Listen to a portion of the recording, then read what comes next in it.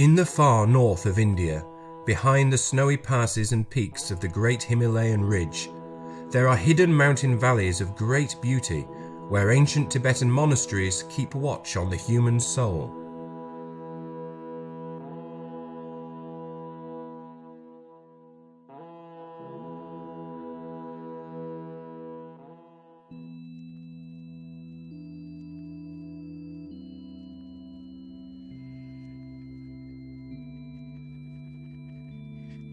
Perhaps one of the biggest wonders of planet Earth is the snowy Himalayas.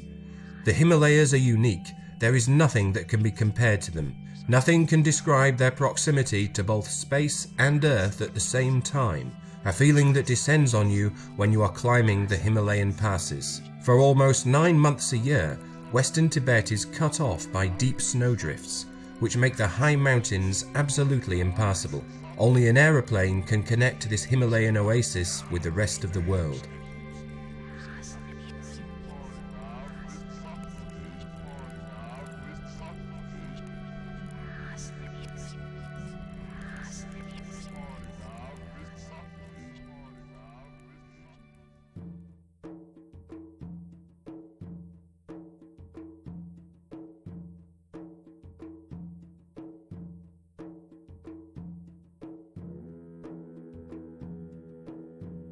With the approach of autumn, cold grips the mountain peaks and barren valleys, harvest time comes to an end, and monks perform many months of spiritual exercise. At this time, the harsh land lives its own secret life.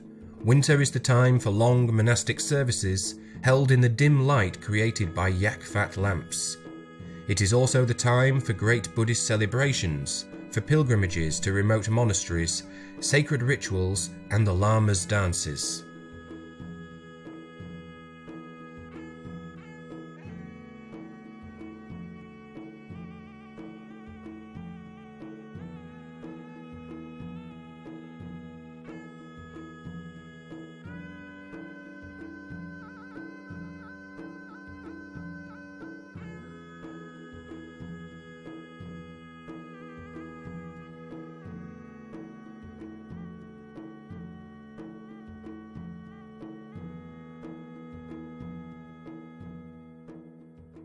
Trans-Himalaya, also known as Little Tibet, includes a number of regions, the largest of which is Ladakh, the land of high passes, La meaning pass, Dakh meaning high. It sits at 3,500 meters above sea level in the valley of the river Indus, bordered by the Ladakh Ridge to the north and the Zanskar Ridge to the south. Historically, these deserted places have served as a place of solitude for Buddhist lamas. Some mystics consider this to be the spiritual center of the world, Shambhala. This region has dozens of names, and this is because it is a crossroads, not only in mountain ridges, deserts and glaciers, but also in ancient paths and roads.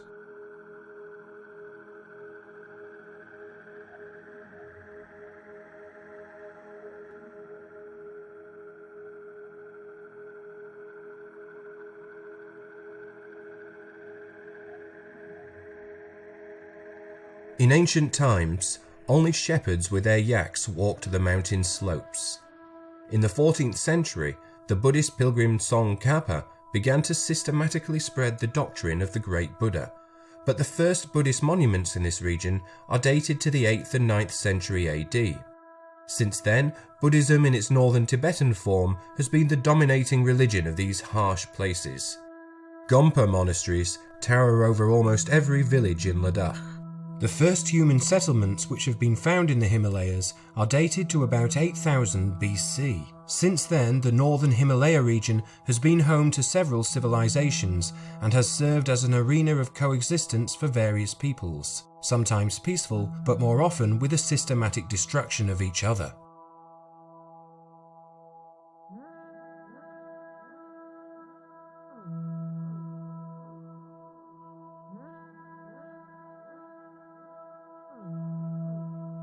The unique landscape and climate of the Himalayas have made an impact on their history. Most of the large valleys, having been geographically isolated and economically self-contained, would have had their own governments and their own armies, existing in relative autonomy from their neighbours. From time to time, they would have conquered their neighbours or been conquered by them, or would have united against mutual threats. Therefore, in most regions, people developed closed ethnic groups with their own language or dialect, their own particular lifestyle and distinctive facial features. Those ethnic groups have survived to the present day.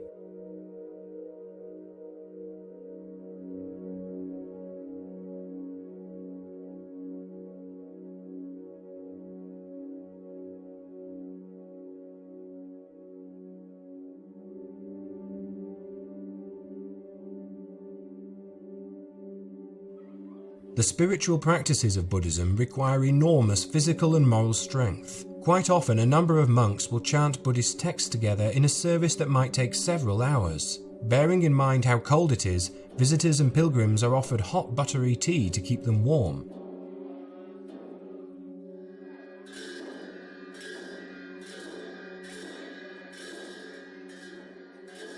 Tea doesn't grow here, but it does at the base of the eastern Himalayas, in Assam and Darjeeling.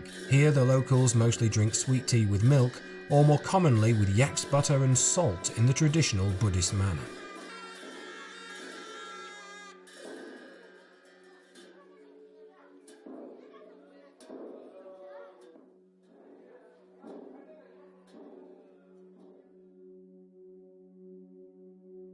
Buddhism was founded in northern India. Its founder was Siddhartha Gautama, or Buddha Shakyamuni, which means the enlightened one from the Muni dynasty. Buddhism flourished under the patronage of kings Bimbisara, Ashoka and Milinda and spread into the neighbouring countries of China, Korea and Japan. The popularity of Buddhism in India started to decrease in the 13th century. This was due partly to the Islamic conquest and partly to the renaissance of Hinduism. The only areas with Buddhist majorities were Ladakh, Arunachal Pradesh and Sikkim in the Himalayas. There was a new wave of popularity in Buddhism in the last century as it became one of the major religions of India.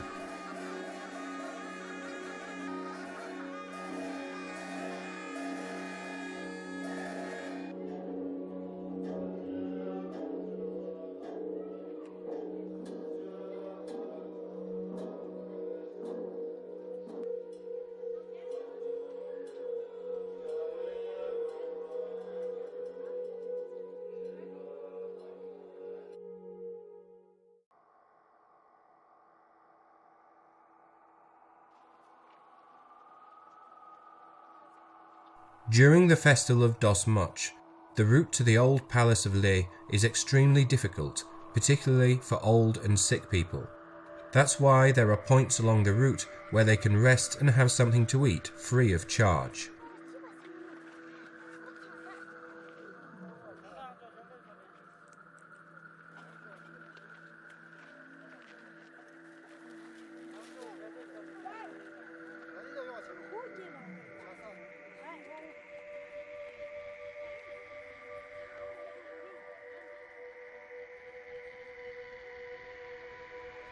Today, it is only in Ladakh that the Tibetan religion and culture are practiced in their original form. As in the past, dozens of monasteries are still safe havens for thousands of monks and lamas, and religious tradition is kept unbroken from ancient times. Ladakh is a favoured place of pilgrimage for the Dalai Lama, who regularly takes part in the monastery's religious festivals.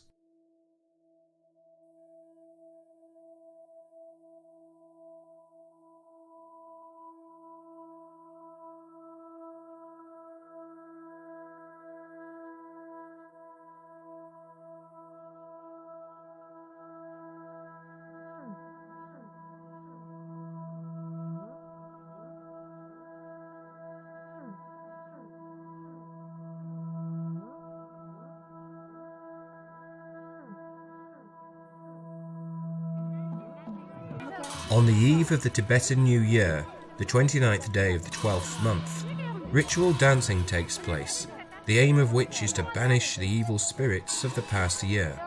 On this night, the same ritual is enacted in every home. Rubbish is taken to the crossroads and set on fire with a handful of straw.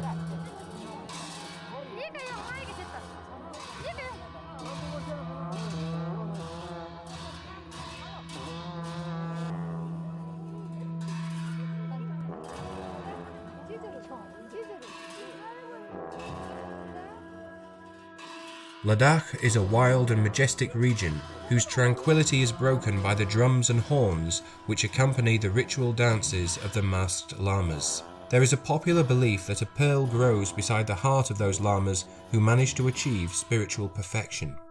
This pearl can be found in their ashes. It's widely assumed that a pearl like this was found in Buddha's ashes.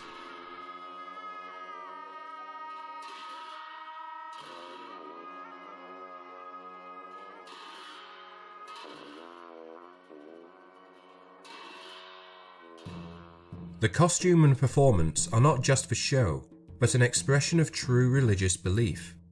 It is considered that for 48 days after death, the human soul exists in a kind of limbo called bardo, and those who have mastered the spiritual practice known as shitro at that time would be able to see various different gods and entities and, understanding their nature, would then be freed from the chains of samsara and would no longer be reborn in this world and so become a Buddha. Those who have not achieved religious enlightenment in their life can only see sounds and light at the moment of death without understanding what is going on. After that, their consciousness is wiped clean and they are reborn in a new physical body.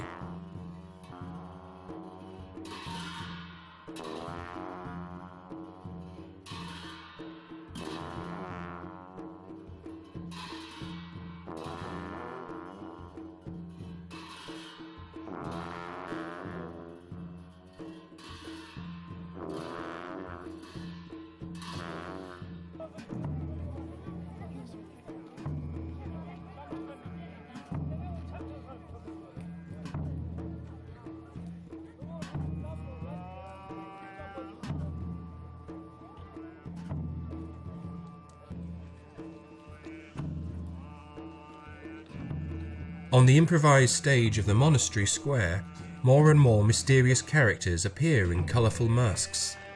Here, ordinary people who are far removed from meditative practices can see for themselves the thoughts of monks during meditation. This festival's tradition dates back more than 200 years. Every 12 years, during the Tibetan Year of the Monkey, this festival becomes more elaborate.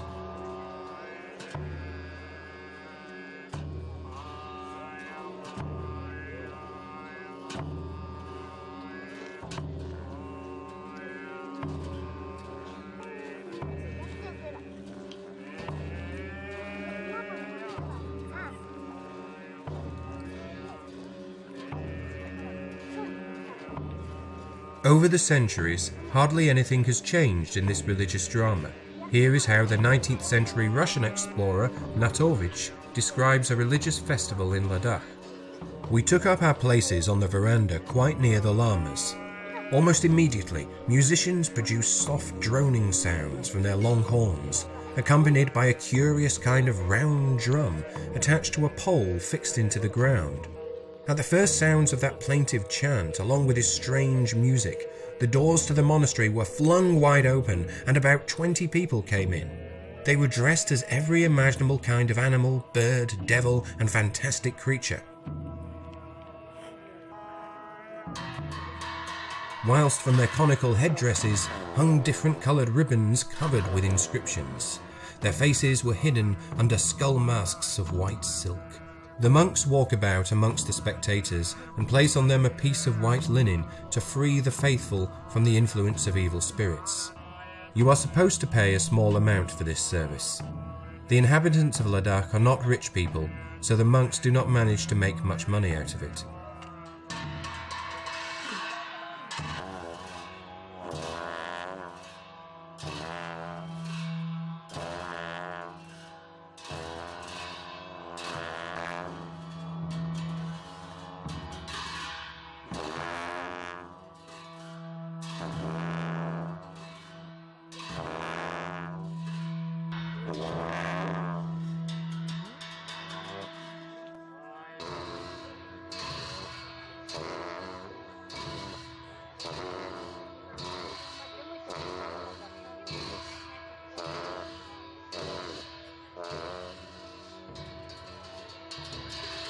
In this monastery there is also a unique library of ancient Buddhist manuscripts. The old librarian could tell many a tale, but he prefers to keep himself to himself.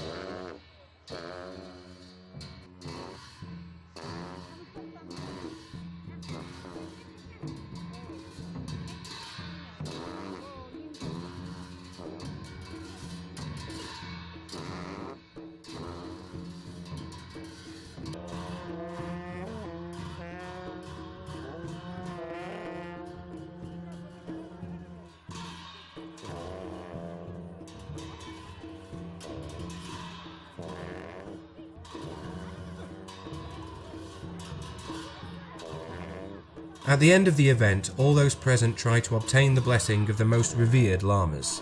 A portrait of the Dalai Lama is brought out, and many try to touch the sacred image.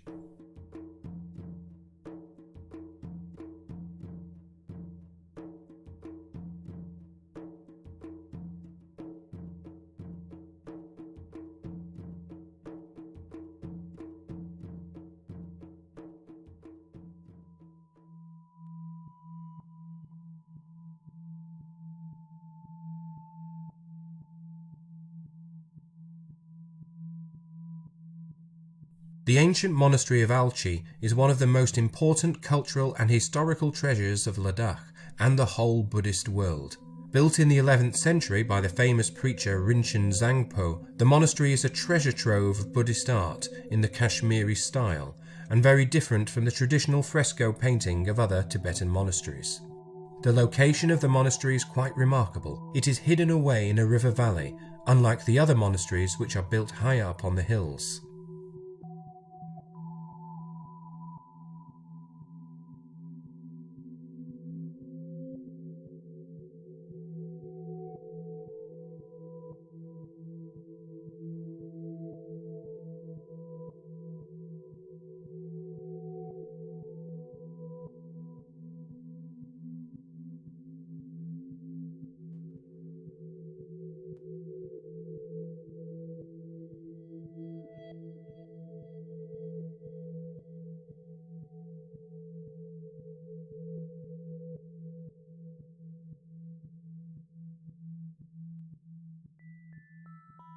The Dzo is a local breed of cattle.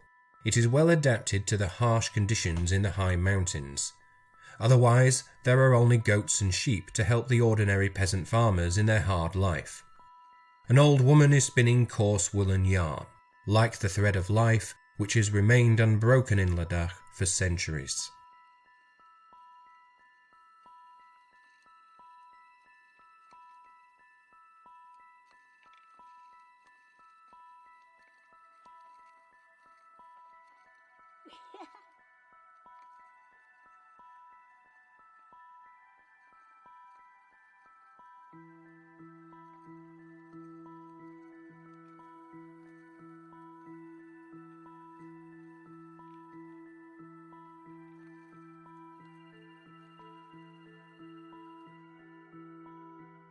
The name of the monastery Tok Tok means stone roof. The monastery was built on the site of the cave where the founder of Tantric Buddhism, the great yogi Padmasambhava, the Guru Rinpoche, lived.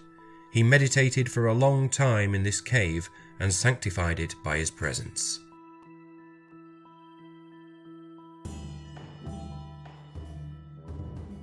There are wonderful drawings on the monastery walls, and figurines of ancient gods recall the magical pattern of the local mountains and glaciers.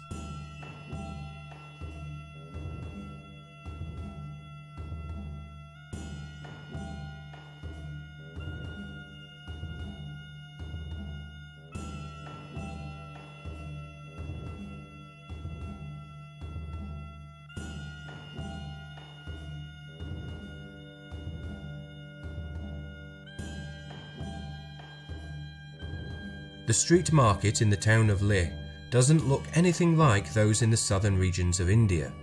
Trading is rather slow and quiet. A woman from the Brogpa ethnic group doesn't seem to have the slightest intention of selling her goods. She would rather eat everything herself.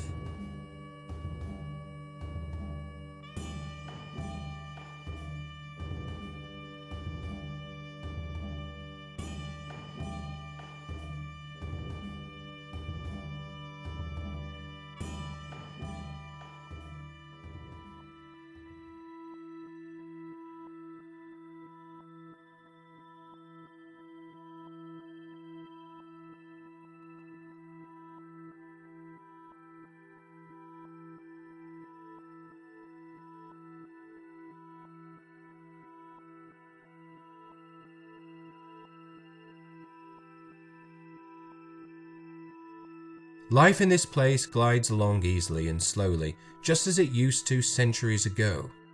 Eternity is what comes to mind when you look at those great mountains which influence all aspects of life for the local people. Hard labour and prayer are what their lives consist of.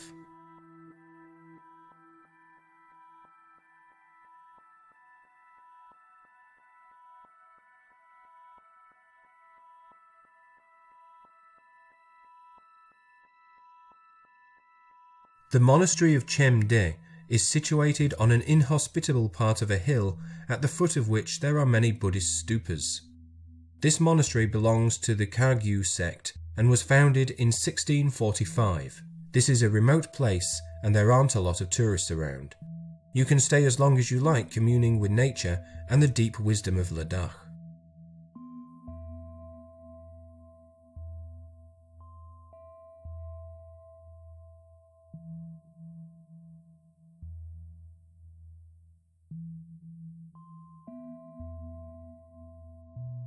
Traditions are closely adhered to in this harsh region. In each community there are schools full of youngsters able and keen to take over as the next generation of monks.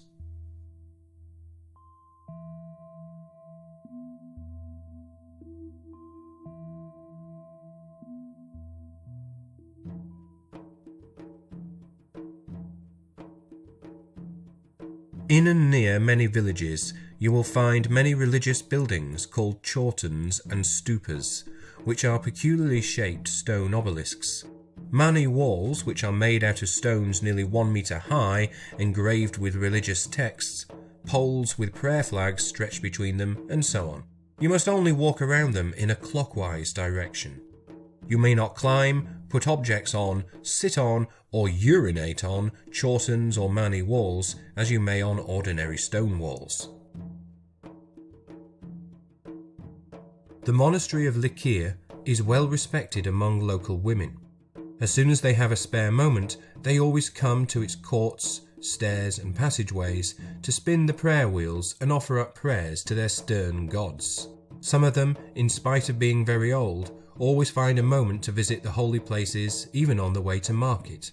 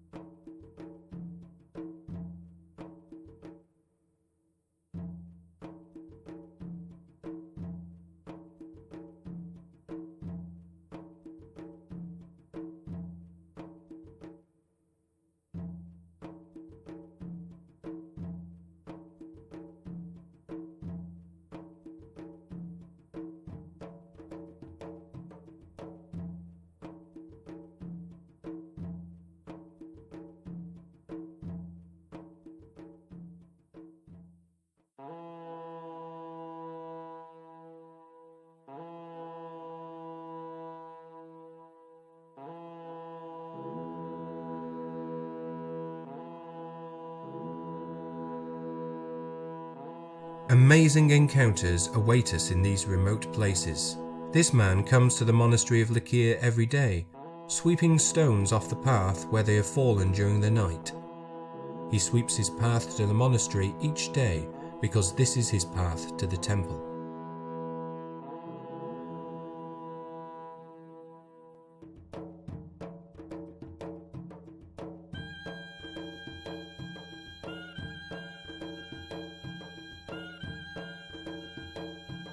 Himis is one of the wealthiest and most respected monasteries in Ladakh. The many prayer rooms and halls are filled with ancient relics which are decorated with intricate patterns. It was in the monastery of Himis where the legend that Jesus Christ spent some time in Tibet began. It was in this monastery library that the Russian traveller Natovich discovered an ancient text with a description of the so-called lost years of Jesus Christ. Monks assemble for daily prayer. Before his death, Buddha asked the monks to remember 2 things that would ensure his teachings were kept alive for centuries. These are, not to quarrel about petty and insignificant interpretations of his teachings and try to concentrate on the central tenets, and try to do your best to achieve enlightenment.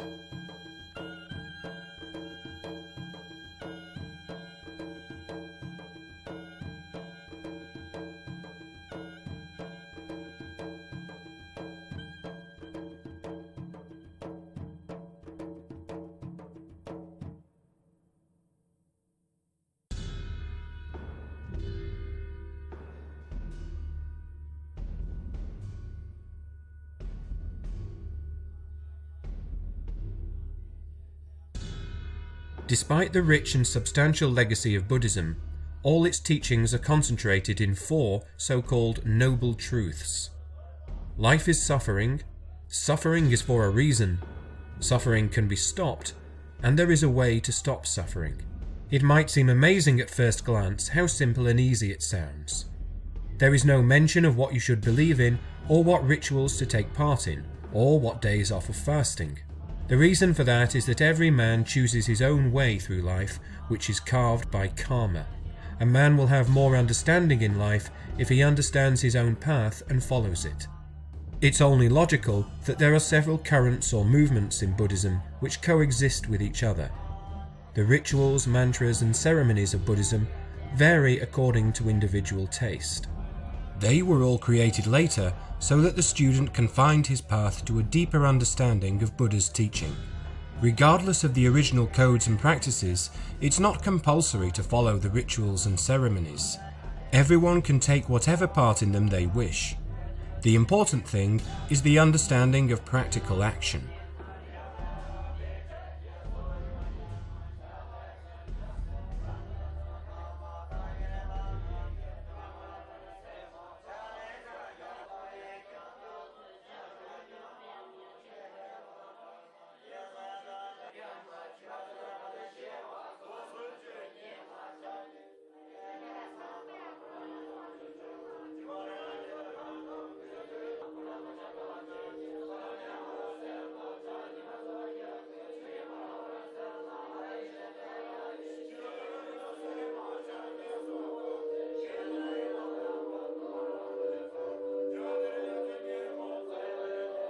Having become enlightened, Buddha had a chance to leave this world, but he chose to stay and become the teacher. His first teaching was Theravada.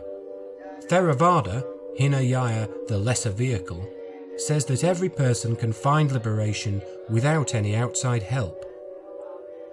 This can be achieved by the rejection of the material world and the hierarchy and supremacy of possessions imposed on us.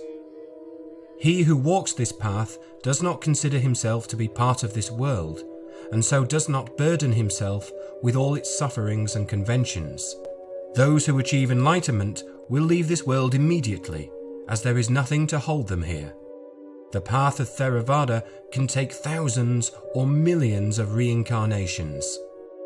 Mahayana, the greater vehicle, means living your life in the material world, in contrast to Theravada, which means taking the lonely path of the monk. That means that you accept that the world is imperfect, but in order to transcend it, you have to understand its laws and mechanisms and be able to cope with them. The follower of Mahayana aims to achieve the ideal level of bodhisattva, the level of a person who has reached the borderline of enlightenment but hasn't yet made the last step, to help others to achieve absolute freedom. The path of Mahayana requires greater effort, as in society there are many tempting and distracting factors, but at the same time there are more possibilities to analyze and compare events and teachings. It is believed that you can reach absolute freedom following the path of Mahayana only after many thousands of reincarnations.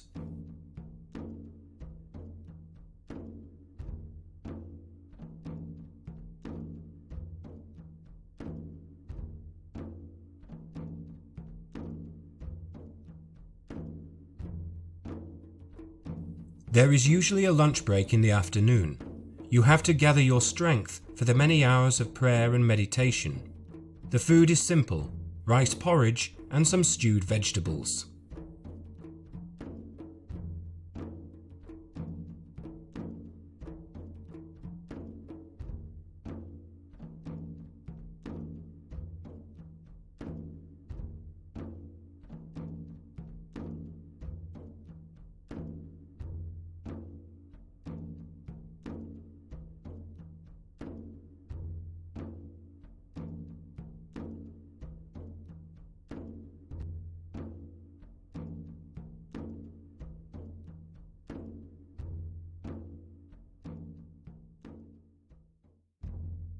Vajrayana, the diamond vehicle, and Tantrayana, the esoteric vehicle, or Tantra Vajrayana.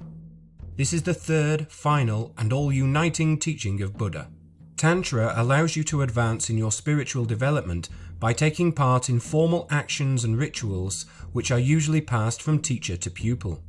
Vajrayana allows you, through meditation, to access and analyze your previous experiences and through this process to achieve liberation. Tantra Vajrayana is sometimes regarded as the highest level and final step of Mahayana. The path of Tantra Vajrayana allows you to achieve liberation in just one lifetime.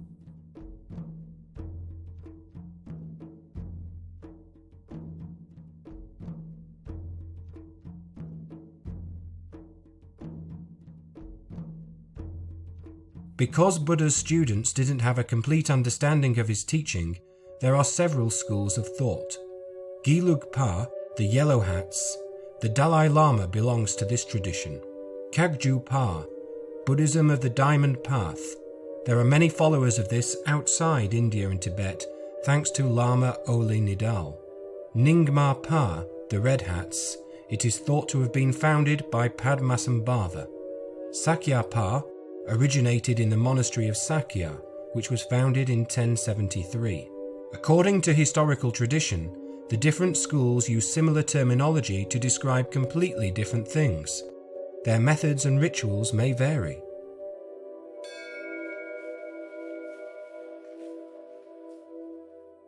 Most of the population of the northern Himalayas is still employed in primitive agricultural labour.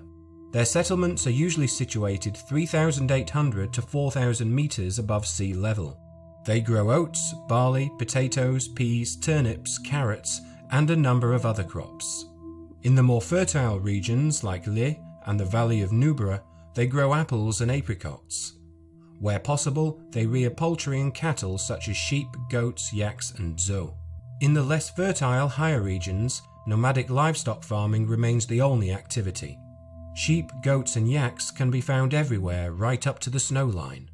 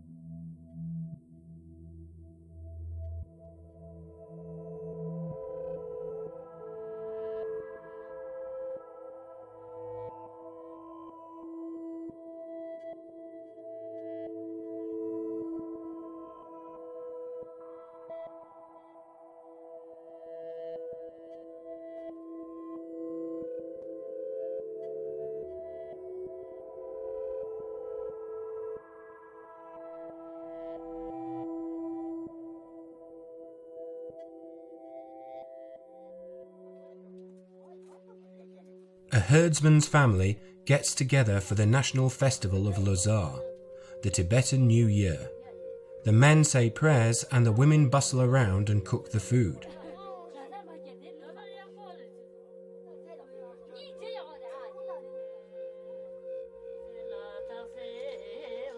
Then they all sing hymns of praise to the gods, thanking them for all the good things that happened to them during the year, in the hope that the gods won't desert them.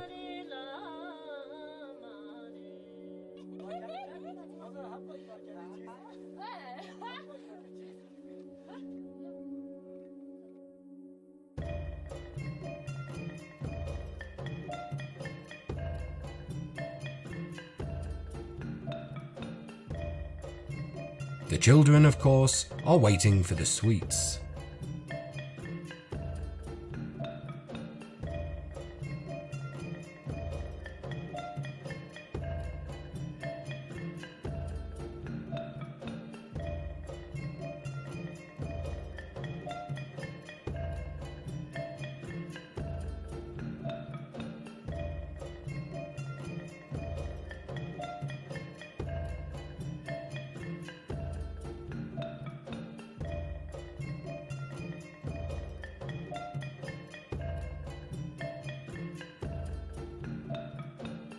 The feast is rounded off with traditional tea with butter in it and soured zo milk.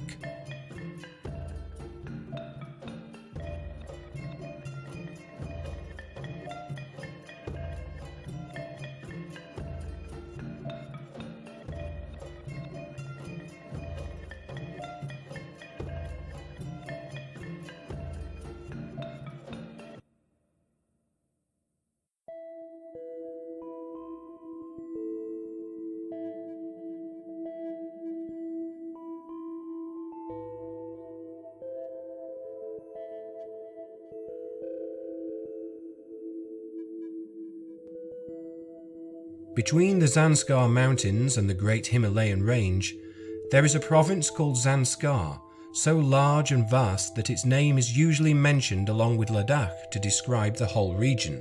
Set between two mountain chains, for centuries it has been isolated from civilization and so has managed to retain its own history and independence.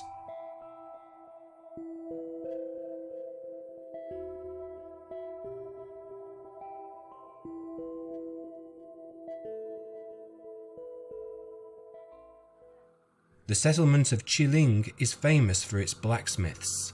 The coppersmith slowly makes a copper cup. There is no forge to speak of. That is why he uses a particular air-blowing technique. There is not much firewood in the region, so he has to be sparing with fuel.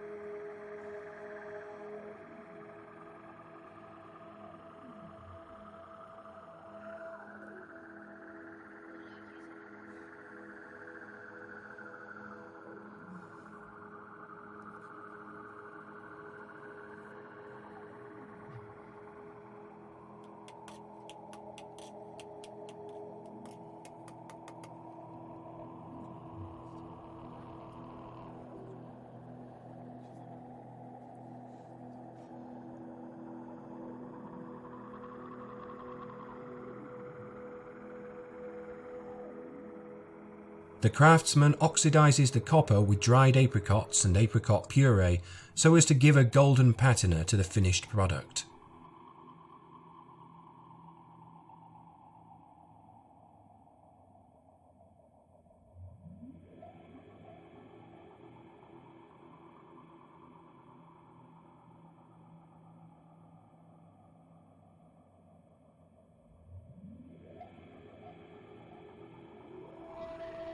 It is usually finished off by polishing.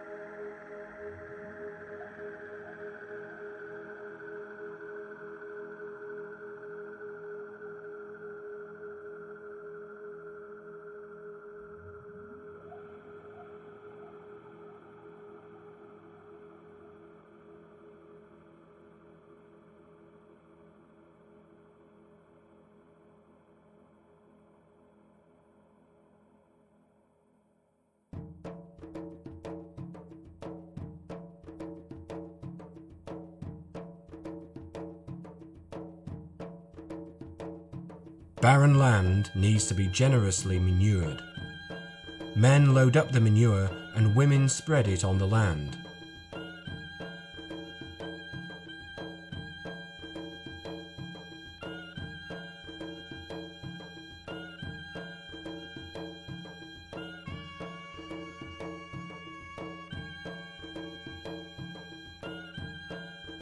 The women don't generally complain in this region and are used to very hard labour from birth. A woman knits a sock while walking along, so her hands are not idle.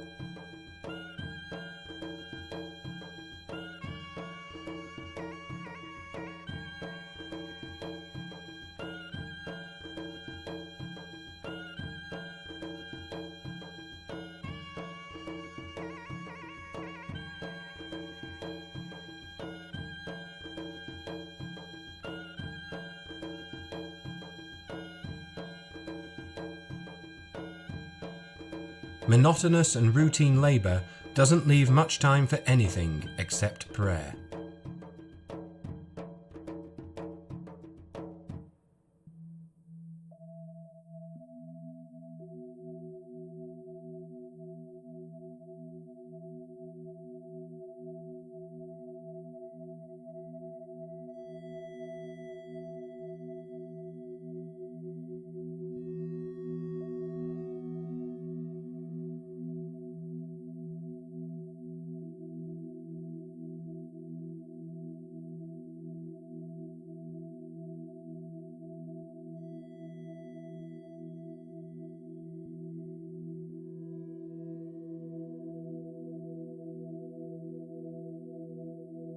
The carver's work is much easier than that of a ploughman, but requires much more craftsmanship and experience. He prays as he works, putting sacred meaning into the prayer wheel as he creates it.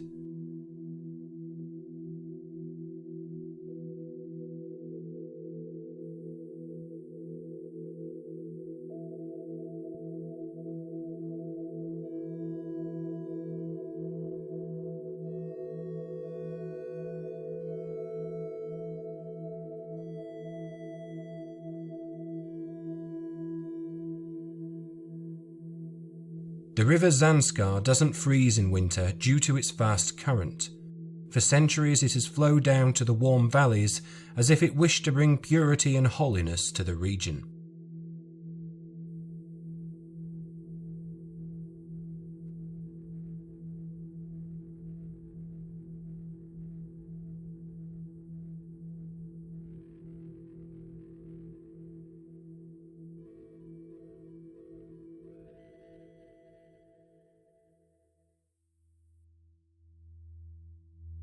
People keep on searching for the meaning of life by reading and rereading the sacred ancient texts. The most surprising thing is that they always find something new in these texts. They gain an ever deeper understanding of a universal truth.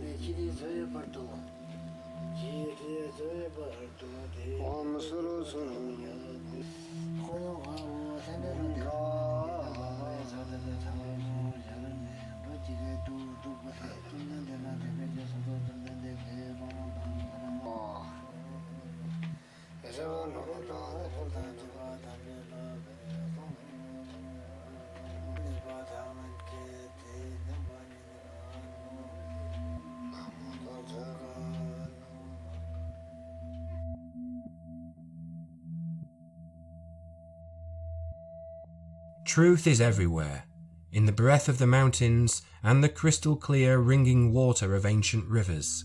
We only have to look and listen carefully to feel it. Ancient times speak to us in the stone inscriptions found in many places in the ravine of the river Zanskar. People were living here many millennia ago and will do so for centuries to come.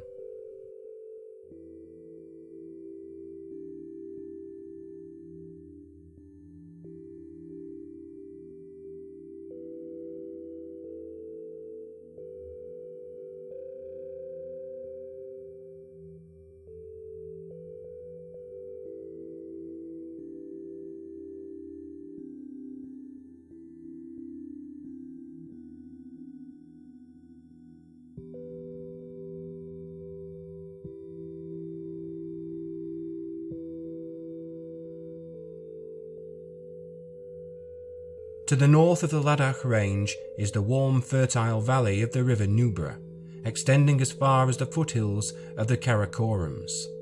A road leads to it from Leh through the Kardung La Pass at 5,600 meters above sea level, which is the highest mountain pass for motor traffic in the world.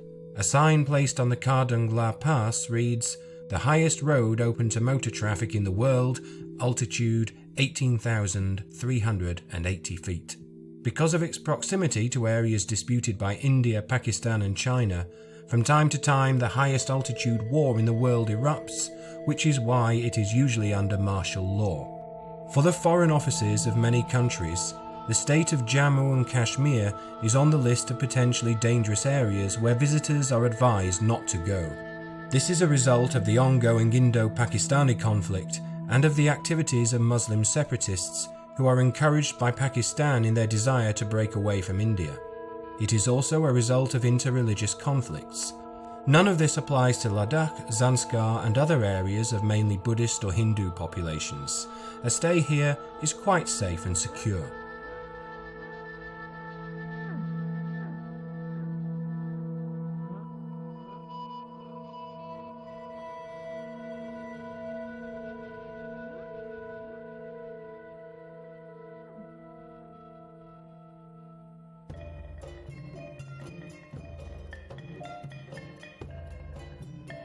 Here you will find religious worship in the world's highest temple.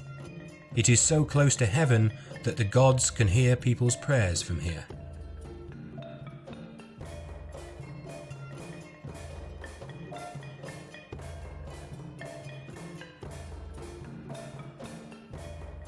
But here you do see the simple joys of life, such as green shoots pushing up through a thin layer of ice and through centuries of tradition. It will be impossible to hide these green shoots behind strong doors, however finely they are decorated.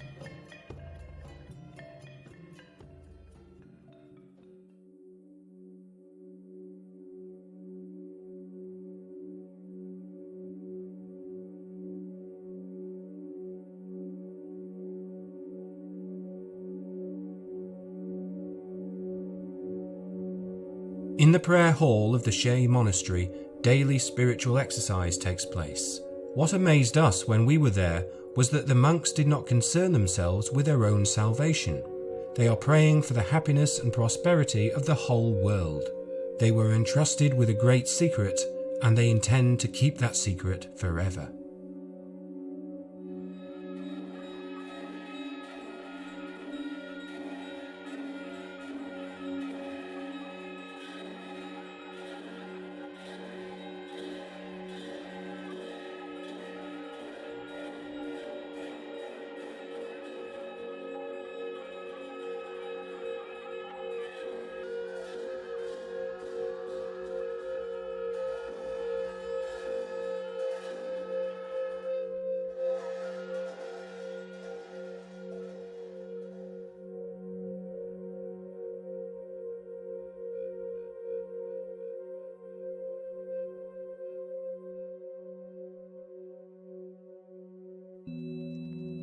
We left Trans-Himalaya, a country of dozens of monasteries and thousands of secrets. It revealed some of them to us, but in order to understand them all would require a long path of reincarnations and daily spiritual exercise. On the matter of choice, we can't say whether the truth lies at the end of this path. We have merely pointed out one of the possibilities in searching for this eternal truth. The important thing is to make your choice and stick to the path, whichever one it may be.